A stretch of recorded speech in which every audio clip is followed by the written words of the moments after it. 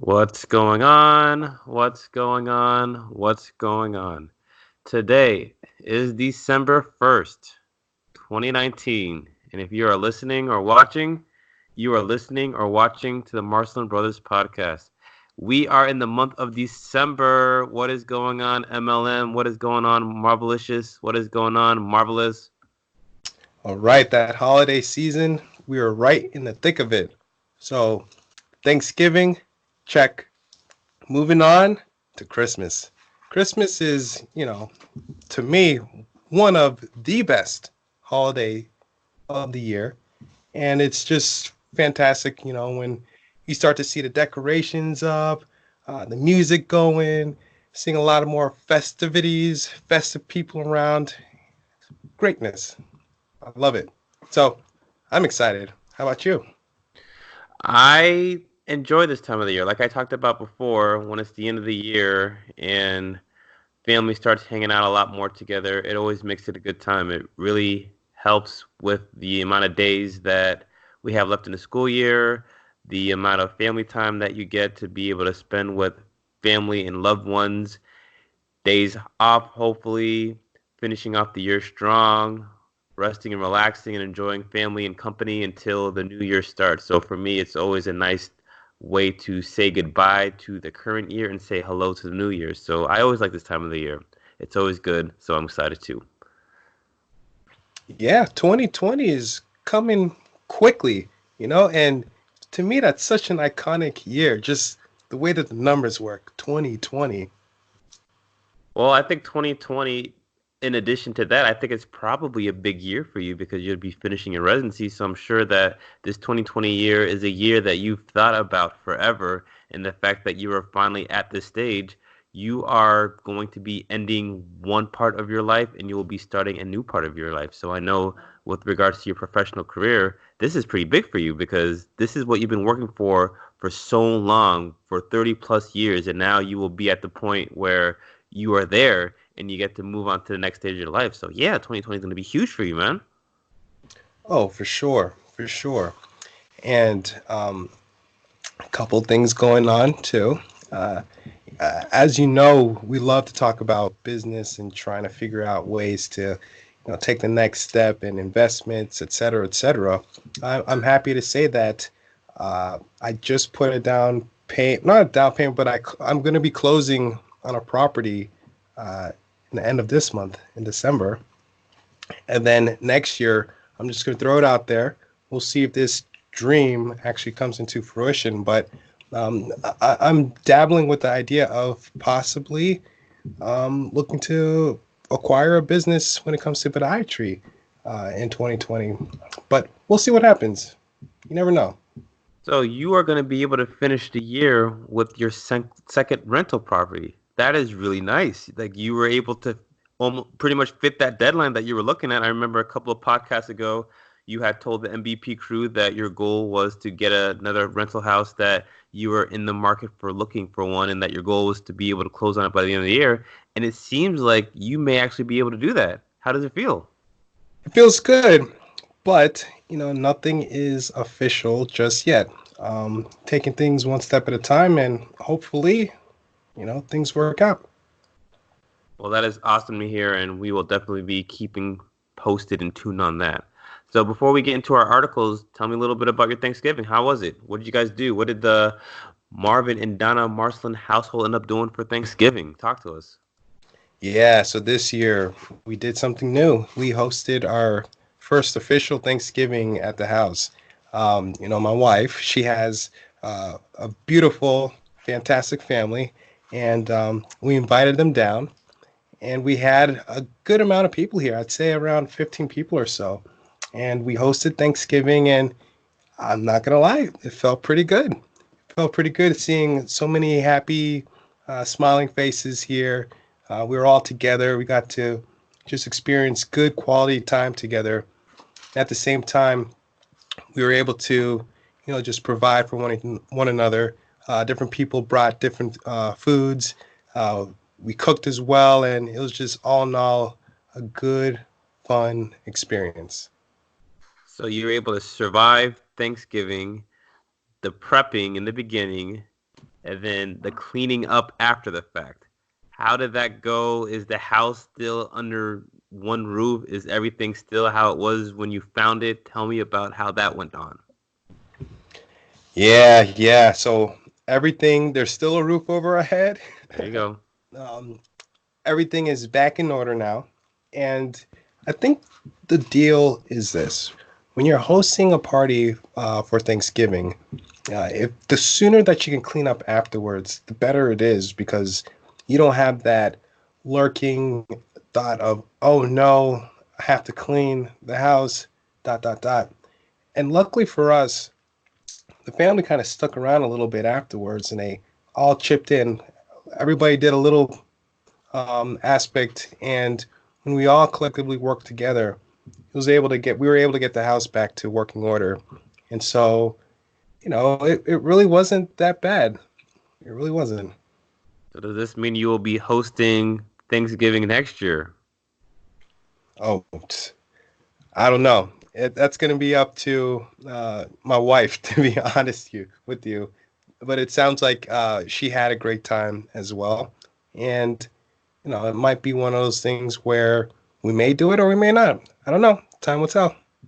Well, congratulations. Tell your wife congratulations because hosting Thanksgiving is not for the faint of heart. Marvin, congratulations to you for being that support individual as you were going through Thanksgiving because it can be a very stressful time, but you did it. You were able to knock it out and you were able to live about it. So that's awesome.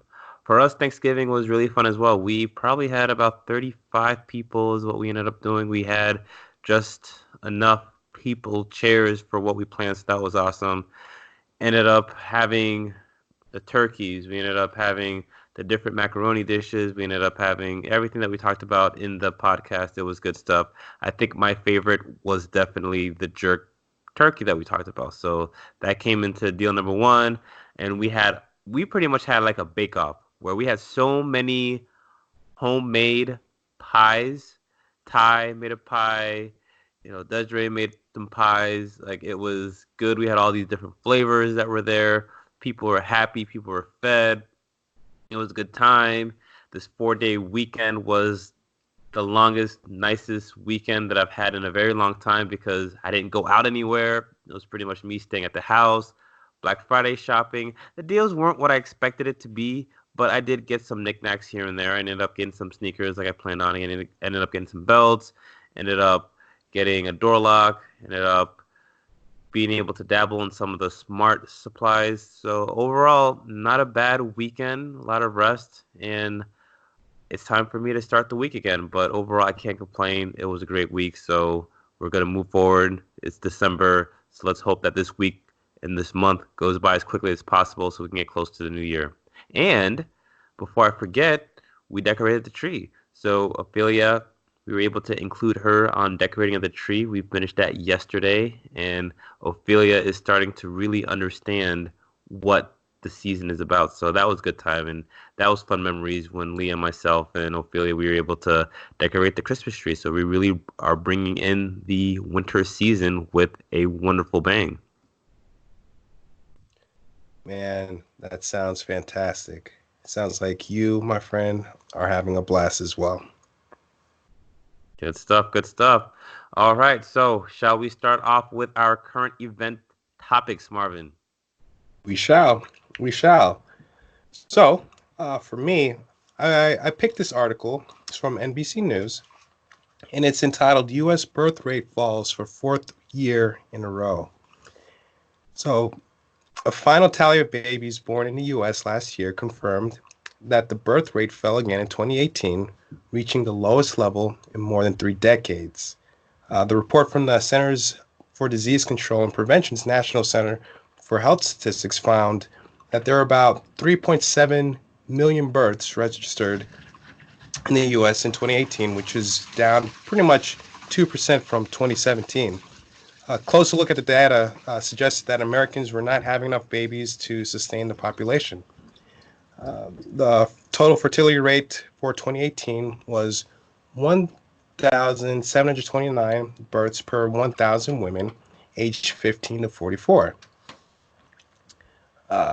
They basically were indicating that the CDC was indicating that there would be a need for 2,100 births per 1,000 women. So, in essence, each woman needs to have at least two babies to replace fathers and mothers, as well as account for, you know, extra, fatalities or deaths. And then the data also showed that women were waiting longer to have children. Birth rates among women in their 20s and 30s declined, but they started to increase slightly among women 35 to 44. And teen birth rate for girls between the ages of 15 and 19 fell 7% from 18.8 births per 1,000 women in 2017 to 17.4 births per 1,000 in 2018. Fewer babies are being born to smoking mothers, which I think is a great thing. Of the women who gave birth in 2018, 6.5% reported using a tobacco product, a 6% decline from 2017. The downward trend was noted among white women, black women, and Hispanic women. So, other thing that they mentioned was that fewer babies are being born via cesarean section. The C-section delivery rate fell slightly in 2018 to 31.9%, down from 32% the year before. So I feel as though this is something important because it kind of lies in line with what we were saying before, or at least what I kind of was mentioning before in regards to, you know, if I can tie this to, say, Social Security, for example. um, I always tell myself that I don't think Social Security will be around when it's time for me to retire.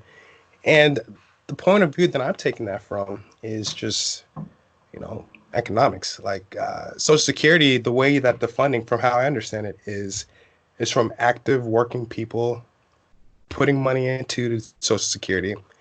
And if it's just a pure numbers game, you need to have more people working, giving money into Social Security to take care of those individuals who are actively retiring so that they are able to continue receiving money as the months go on. But if we're looking at just pure statistics and the number of individuals being born, if you have more people needing Social Security than there are individuals who are able to produce the money to fund the Social Security, then something has to give. I don't see how Social Security will be able to sustain itself. And this is just another tidbit. This birth rate falling is another tidbit to that overall narrative that I kind of see. And this is giving me extra fuel, if you will, to my understanding of why it is important to understand your finances, look at the big picture as well, because one would need to take care of the future aspect, and this is one step that you can take to take care of your future self. So that was interesting how when I was reading this, I didn't even think about Social Security, but I think the point that you brings up is a very good point. If we are looking at how that process is, I think we all have pretty much come to the conclusion that at some point the rules are going to change. If we want to talk specifically about Social Security, we've been able to see that change during our lifetime. Before, the Social Security age or retirement age was 65, the number is moving up. And I think I read somewhere where now it's like if you want your full, and don't quote me on this, but I just know that, people have talked 63, 65, and now I think I might have read or heard somewhere that 68 if you want your full or something like that. So to be able to get it, you'll get it at a discounted amount. You won't get the full 100% if you get it sooner. And then I think in order for you to get either the full amount or the extra incentive, you have to wait until you're 68. So we know that they've been playing around with that formula just because they're trying to make sure that the money is stretched as long as possible. I think another thing that's interesting too, it's not this article, but I feel like in addition to us having less births, we're also seeing that people are living longer. So now you've got the double whammy. You have less people that are being born. You've got the people who are alive, they're living longer. So they're going to be using Social Security for a lot longer, which means those resources are going to be tapped even more. And if they're reaching phase where they get more than 100% of what their money is, then that's even more of a stress when it comes to Social Security. So that was another added point that I wanted to add to that. I guess the other thing that I was looking at, and I don't know what your thoughts are why do we feel that this is happening? I mean, we have the numbers. The numbers pretty much say that, for the fourth year in a row, the amount of births that have happened in the United States is falling. Why do you think that the birth rate is falling in the United States? Well, I think again, I don't have extra information as far as specifically explaining why, but I can go out there and give an idea. I think one idea might be that um, we as a nation we want to be able to have more control over what we're doing, how we're doing, specifically when it comes to like working, for example. I think that more women are uh, entering the workforce, which I think is fantastic.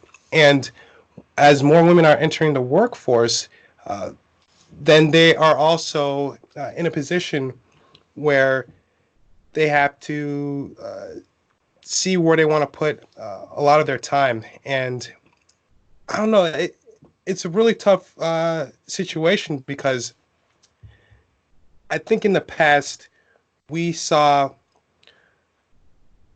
I think in the past it's a matter of that's a good. I don't know. I can't answer that question. I really don't know the answer. I'm not sure.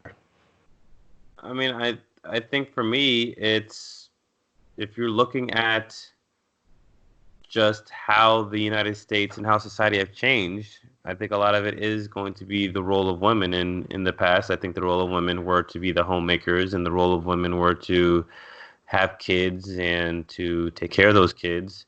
And it was strictly more of a domestic type of role. But I think now, with just the change in how society is, I think you have scenarios where that's not happening. I think that, back in the day, when you have some families, like for instance, look at our household. I mean, how many brothers and sisters does mom have, and how many brothers and sisters do we have? So I think some of that is going to be not being able to stay at home, not having somebody who's a homemaker, having that same individual working, and as far as lifestyle creep, I mean, it's getting more and more expensive to raise children. So I think that economics does definitely have something to say about that. And then I think with the lifestyle, if you have jobs that are, if you have, our women working 40-hour plus a week, and our women are starting to be the breadwinners, they're not going to be able to really afford to take time off of work. They're not going to really be able, if they are the primary breadwinner of the household, they're not going to have time to, stay and have the maternity leave and support the household. And also looking at, what is the demographics of that household? Do you have, what is the marriage rate? What is the rate of, two parents being, together for raising a child? So I think all of that has to do with just what type of lifestyle and what type of, especially in the United States, I think it's just different than it was way back when. And I think with this career focus that we have, it's changing. So I think that is probably one of the main reasons why you're starting to see the amount of childbirths going down. And I think if you were to ask, different people, like for you, how many kids, I mean, I know this is something that you and Don are thinking about, but I know Lee and I, when we ask about how many kids do we want, we pretty much say two, and that's pretty much basing, that's not going to be more than two, so that's already there. And I can, if you were to compare that to somebody 2 generations ago, you've got each of those people doing 4 or 5. So that's what my biggest change is I think that the numbers are different because the lifestyle is different and society is dictating different stuff, and married couples want different things than they had before. That would be what my initial thought would be on that. Yeah, that's a great point. Maybe it's possibly people just don't want to have as many kids as they had before. And then the economic aspect behind having children, it costs more to raise kids. And so, when you factor all that together, and I know um, more women are entering the workforce and they want to be in the workforce, which is fantastic. And with that being said, uh, I feel like maybe women are waiting longer to have children because they want to be more economically in tune with the responsibility of raising children as well.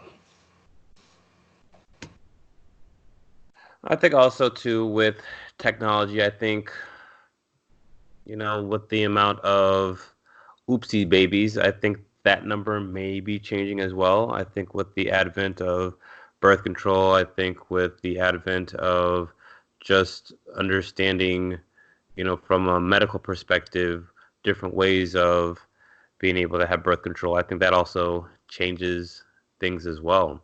So I think it's basically that when I'm looking at it from that perspective. I think another thing that would be interesting in this conversation is we talked about Social Security as being one of the things that would be negatively affected with the amount of population that you have. Are there any positives in this? I know one of the things that, like with your Earth, with the world, I mean, I think people would say that's not a renewable source, and at some point, every day that something is alive is another day closer to something not being there. And you look at the amount of people, you look at the amount of resources that are being used and obtained. Is there a good thing with having the birth rate decrease? Are there any pluses when it comes to that? Is it a good thing that, does this mean less pollution because less people are going to be incurring on things? Does this mean you have less wasted resources? Does this mean that this is an opportunity to be able to have more land later on? And if we were to continue on having more and more people, would we be at a point where we're very similar to China, where China, I believe, has a rule of how many kids each household can have? With us having this decrease in the birth rate, is that helping us in the long run? What are your thoughts on that? Well, that's, yeah. I wish I had more information to look at when it comes to all of that, but I don't know if we are necessarily on that type of trajectory just yet. Um, and I think with China, I don't know if they still have a mandated amount of children that can be born anymore. I don't know. But, these are definitely questions that are important to ask because if we look at the future and if we're trying to take care of the planet, we need to make sure that we have enough resources, for the children and for all the future generations. But I don't know if we're at that point where that's something that is uh, in dire necessity just yet. So, yeah, I wish I had a better answer for you, but to be honest with you, I'm just not really sure. But something I did want to point out, and I thought was something very positive, is that the teen birth rate for girls between 15 and 19 fell 7% from 18.8 births per 1,000 women in 2017. And I think that is a testament to a lot of the older women and families and public service announcements and just trying to educate individuals on, you know, what you need to do in order to, take care of yourself, take care of others. And I think that the concept of children having children um, can be very tough, especially if one isn't economically sound, and uh, it just makes things a lot harder to raise children when you're a child yourself. And the fact that teen birth rates are decreasing, I think, is fantastic. Yeah, I think that 7% is a pretty big number if you're going from you're decreasing from 18.8 to 17.4. I think that is something that is significant, and is a lot of that based off of more education? Is a lot of that based off of understanding, how things work? I do agree with you. I think that it may be more difficult in society in the United States, and it may be difficult as a teenage parent with the understanding or the assumption that teenage parents may not be able to have the same lifestyle as parents who are in their 30s and 40s based off of an economic perspective. So I think that is something that, could be positive. I I know that, teen birth rate I think is all relative. United States is probably something that is not necessarily the most common, but if you go to different countries, you may see that having a teen birth rate being a certain number may be a cultural thing, may be something that is understood and may be a norm. So I think depending on where you're looking at it and from what your vantage point is, that could be a good thing or that could be a bad thing. But I would venture to guess that if we're looking at the United States and we look at the culture that we're in now, there's probably a negative perception of teenage parents because most of your teenage parents, if you're looking at what society says, it's not the majority because these parents are either these may be unwed, parents, which for however you feel, yes or no, good thing or bad thing. I mean, it is what it is. But I would probably venture to say that the statistics show that it's tougher to be a teen parent than it would be a adult parent. So I can see where you're coming from when it comes to that. Yeah, man. Yeah, man. Yeah, man. Okay. So, what do you got going for us today? What article did you choose?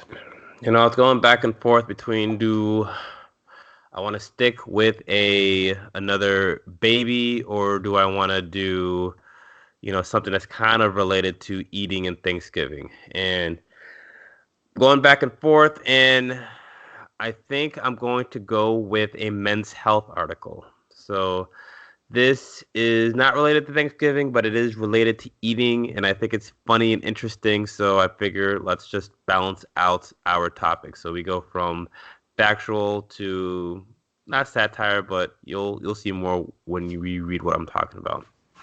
So this is a men's health article. This was written by Philip Ellis, and the name of the article is "These Guys Tried Eating All of Terry Crews' Epic Cheat Day Meals." So for those of you guys who aren't familiar with Terry Crews is one of the spokespeople for Old Spice. He's the guy with the big muscles and he knows how to make his chest jiggle and he's a very hilarious guy. He is an actor. I think he used to play football. I mean, I think he's a very talented person, but we wanted to read this article that was discussing what his cheat day meal was like. So back in May, Men's Health cover star, actor, and TV host Terry Crews talked us through his favorite cheat day meals. This week, Bar Ben's co-founder David Tao and nutrition editor Nick English calculated exactly how many calories went into Crews' epic cheat day and decided to try it for themselves. So if you guys want to try something like this, I would encourage you guys to try it and, reach out to us. You can definitely email us at marslandbrothers@gmail.com or put a post comment on this article about did you do it? What did you eat? How did it work and how you felt? So I'm going to tell you what they did and it also enacts how they feel. And we'll just see if we can remember maybe some of our most toxic eating that we've ever done. So, the challenge begins with the pair fasting for 16 hours until 2 p.m., just like Cruz, followed by an 8-hour window in which they recreate his cheat day menu. Check out the original video on the article that we'll post, and then take a look at how English and Tao fare. First up, the apple fritter. The version of this fried, sugary treat that Tao and English consume comes in at 380 calories and 3.8 grams of protein. And again, just like Cruz, English rides out his sugar high by playing video games. Next, at 4 p.m. is a 16-inch pizza. This is bigger than the 12-inch pie that Crew eats in his original video, loaded with as many toppings as possible, just the way the man himself likes it. This counts for around 2,790 calories and 125 grams of protein each. Yowzer. It's an anabolic at least, says English. He manages to finish his pizza while Tao throws in a towel with just one slice remaining. Their third meal of the day is at 8 p.m. is lobster mac and cheese, a rich, heavy dish by itself, but Cruz also stipulates that it should be eaten with lots of bread. English sources a large 2-pound serving for each of them with a calorie content of approximately 1,550 calories. I wonder how much fat mass my body can put into in one day, Tao muses as they chow down. And there's still dessert to come. At 9:30 p.m., just before the 8-hour window closes, they take on Crew's peach cobbler, which includes an extra thick all butter crust topped with generous scoop of vanilla ice cream, around 680 calories. I'm so full, moans Tao, noting that they have already nearly eaten 5,000 calories each that day before even reaching the cobbler. I'm not Terry Crews's size. I just want to get this over with. I never thought I'd say this about eating a delicious peach cobbler with ice cream. I just want to get this done. At the end of the 8 hours, their grand total for the day is a staggering 5,400 calories, with both of them feeling sluggish and on the verge of a food coma. I wonder how long this diet would take to kill you, says Tao. I'm actually getting reverse hangry. So there we are. We already knew it takes a hell of a lot of drive to work out like Terry Crews. Turns out you need an inordinate amount of motivation to eat like him too. Marvin, what do you think about that? 5,400 calories in one day. Marvin, tell the viewers, if you don't remember, I'll tell you, what is the amount of calories that is recommended in a typical diet? In a typical diet, I'm thinking, is it like 2,100 calories? It's like 2,000 calories, I think. When you look 2,000 at calories. the nutrition guide or just the nutritional supplement section in every box that you have, it'll tell you what the recommended diet is. So I'm gonna grab that, but you just tell me what you're thinking. Tell the audience 5,400 calories. What is going on with that? Oh my goodness, that's pretty much like 3 times the amount of a normal, typical caloric day. You know, I can't fathom eating that much and feeling good about it. When you eat that much food, you just feel very bloated. You feel like you can't do anything, and then you start to get really sleepy and tired, and anything that you do just slows you down. Woo! I would have to say I give it up to these guys trying, but that's not something that I would try to do on my own. Like 5,000, over 5,000 calories in one day? It's way too much. Way too much. Man, I was looking for some. So this is the exact wording of what it says in your nutritional facts section. So I got one of my favorite foods in the whole wide world. I've got peanut butter. All right. So there's usually some verbiage. It's probably too blurry for you to read it. So I'm going to show it to you and then I'm going to say it. So the verbiage is the percent daily value tells you how much a nutrient in a serving of food contributes to a daily diet. 2,000 calories a day is used for general nutrition advice. So you're going from 2,000 to pretty much 6,000. So like you said, triple the amount of what the recommended nutritional value is. And they are doing this in 8 hours. My oh my. 8 hours? Forget it. I mean, Couldn't eight do it. hours. This Couldn't isn't do it. being stressed. This is not like, a typical person probably gets 8 hours sleep. So if they get 8 hours sleep, that means they're up for 16 hours, right? And Right. that's typical. So most people, they don't get 8 hours sleep. They may get closer to 5, 6, 7. So they're stretching this out in between 16 and 20 hours. They're getting, 2,000 is what the recommended.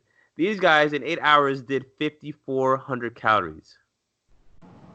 Like, I I've got no words. Like, I've got no words. Like, yes, I get Terry Crews. I mean, this guy is a beast. This guy, if you look at his muscles, I mean, this guy's muscles are like mountains, and this guy is swole. I mean, that's just what he does. But I'm looking at these guys. Like, I don't have their weights and stuff, but these guys look like your normal Joe schmoes on the street, and I feel like they they don't even weigh 5,400 calories, let alone being able to eat. I wonder how much weight of food that is, and for them to be able to put that in their body, not regurgitate it, and still be able to function. Like, I would be just looking at that first meal.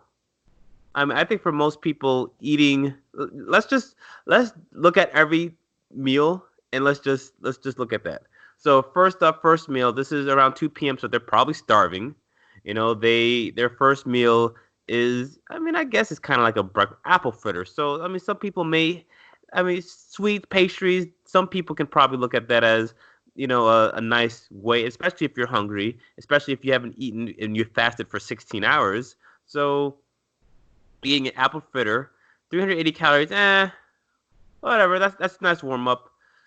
That's good to go. So I don't think there's anything that's too out of the ordinary about that. I mean, especially first meal of the day, I don't think I'm blinking at 380 calories. What do you think about that first meal, Marvin? 380 calories, sugary treat. No, 380 calories. That's a typical meal. So at this point, I'm like, not impressed.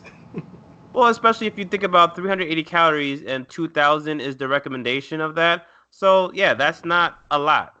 If you have 3 meals, 2,000, that's about 700 calories a meal if you're having 3 meals a day. So 380, Right. whatever. All right. So this was at 2 p.m. 2 hours later is kind of like their lunch. So they are eating. So it looks like Terry Crews eats a 12-inch pizza, and he says loaded with as many toppings as possible. So when I'm thinking about a 12 or 16-ounce pizza, if it's just a normal cheese or maybe one topping, ah, I don't think it's whatever. Okay, I mean, this is your second meal. It's 4 p.m. All you've eaten the whole entire day was an apple fritter. So 12 inches. I mean, you imagine a 12-inch. I mean, that's about this all around. 16, fine. I mean, I'm not necessarily okay. I'm like, all right, I could probably do that. I could probably eat a 16 if I haven't eaten the whole day. All I've eaten is an apple fritter. I could probably eat a 16-inch pizza. Now that would have to be only cheese or maybe cheese and pepperoni. I don't know what as many toppings as possible is because that would be what the wild card would be.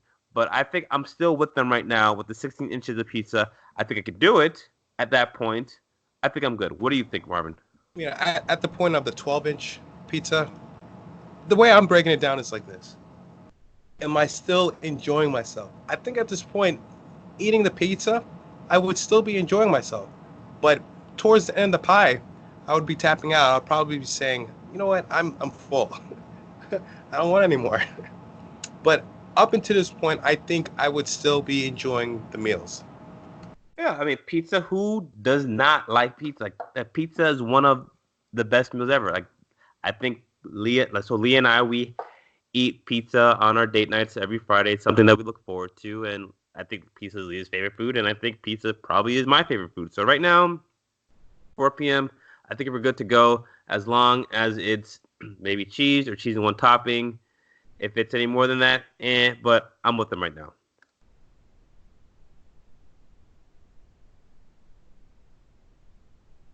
All right, so now we're looking at the third meal of the day. Now this is at 8 p.m. This is where I think, all right, this is 4 hours from eating a large pizza. This is where I think I would probably, uh, because what this meal is, this is lobster mac and cheese. and it looks like they did a 2 pound serving of lobster mac and cheese. So I think at this point, I'm like looking at that mac and cheese. I'm like, oh, I'm not really hungry. Uh, maybe I take a bite or two, and then I think at this point, again, this was 4 hours from the last meal. I think at this point I'm done.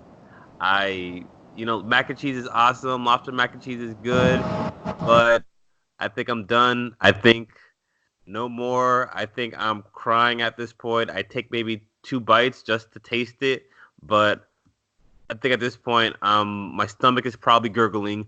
All this cheese that I've consumed between the cheese pizza and now this lobster mac and cheese, I think I'm good to go. I'm done. Do not pass go. Do not collect $200. I'm done. I think I'm done. And this is where I say, Terry Crews, you're the man. And I give props to English and Tao because that's that's too much for me. What about you, Robert? Yeah, at this point, I'm probably taking a bite or two and saying, you know what? It was a good idea, but I'm not. I can't finish. Nope, not doing it. Can't do it. I probably would tap out at that point as well. So this is at 8 p.m. So they finished that. This is telling me here that they have probably they're doing 2 pounds worth, which I'm definitely not doing. They're doing 1,550 calories, and then now an hour and a half later, they are finishing out with dessert.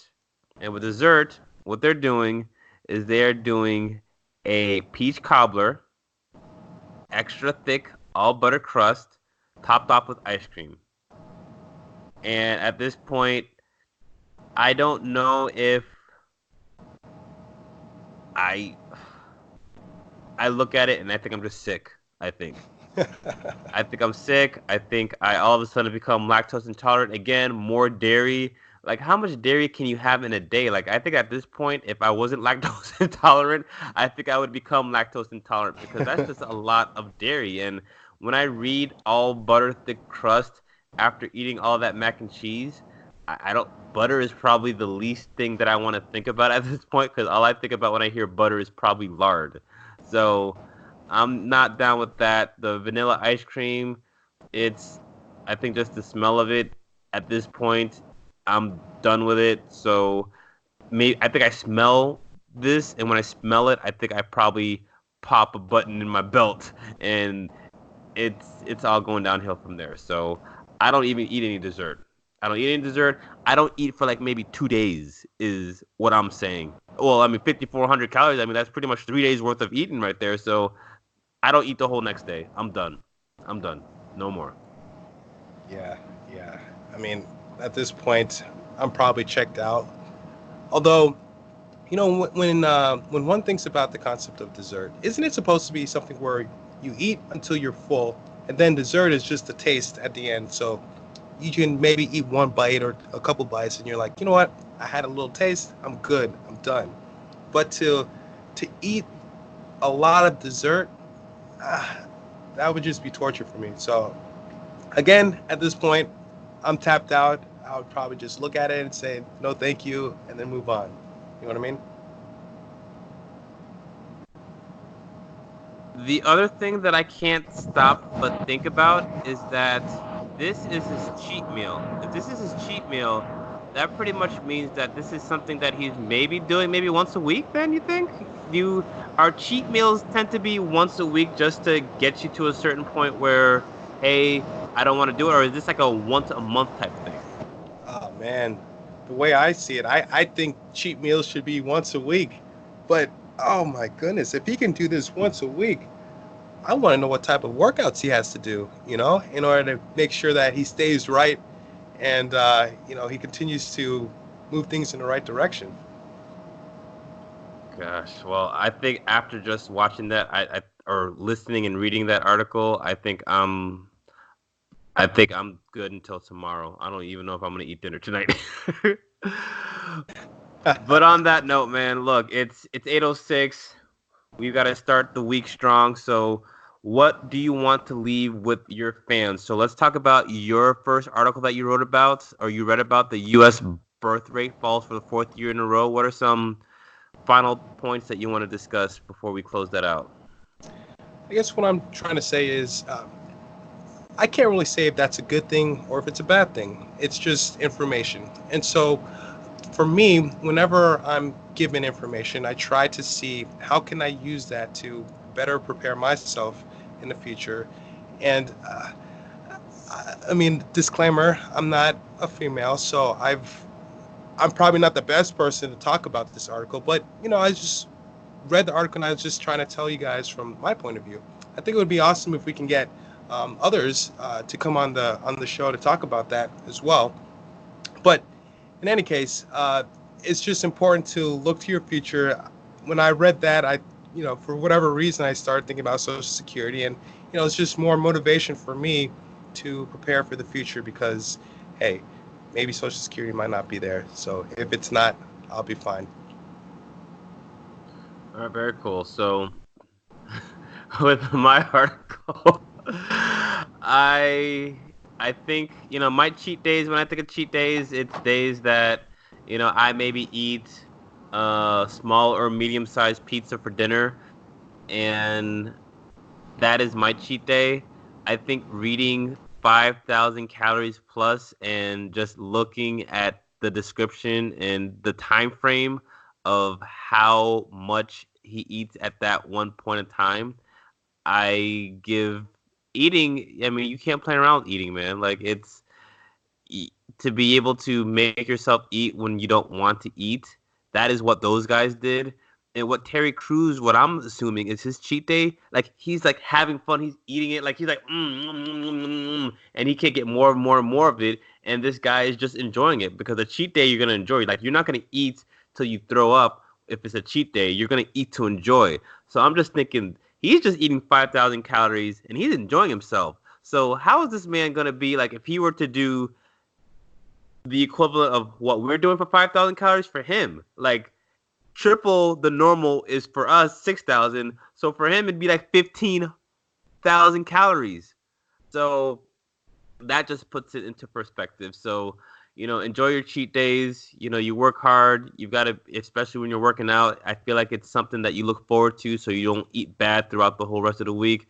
But I give you props, Terry Crews. I mean, I would probably pay money just to watch you eat all that food in 8 hours and just watch you do all the stuff that you do because it's pretty much your day off. So that's what my take is on that. There you go. All right, Marvin, what you got going on for the rest of the week before we sign out? Starting a new rotation. It's a new month. Let's get it. I'll be at a different hospital and doing podiatry, so I'm looking forward to it. All right, man. For me, it's back to the Mondays, so I just need to wake up tomorrow morning and just face the blues. But hey, MBP crew, we're all going through this together. So hopefully whether you're listening to this on your drive to work or your drive coming back to work or whether you're working out or whatever you're doing, hopefully it'll make your Monday go by a little quicker. So thank you again, MBP crew, for watching another episode of the Marston Brothers podcast. Ways that you can get at us is you can send us an email over at marstonbrothers@gmail.com. Definitely send us some of your emails so that we can see what you like and what you don't like and continue to give us the feedbacks on what you like to do. You can also Google us. If you Google us at Marston Brothers Podcast, we are starting to make some moves, man. Like we are, I don't want to say mainstream media, but it's one of those things where when you Google Marston Brothers Podcast, you'll see a lot of our podcasts. You'll What? see our YouTube. You'll see different podcast venues. So we're starting to be discovered. I think the internet likes us. So just Google Marston Brothers Podcast, and once you Google that, you will be able to find all the different ways that social media has us. So please, please, please subscribe. Please leave a 5-star review. Please tell us how you think we're doing. Let us know how you feel. And with that being said, thank you again for another wonderful episode, Marvin. We will see each other at some point next week via podcast. And other than that, I'm out. All right. Take it easy. All right, guys. Be good. Be safe. Enjoy your week. And we're out.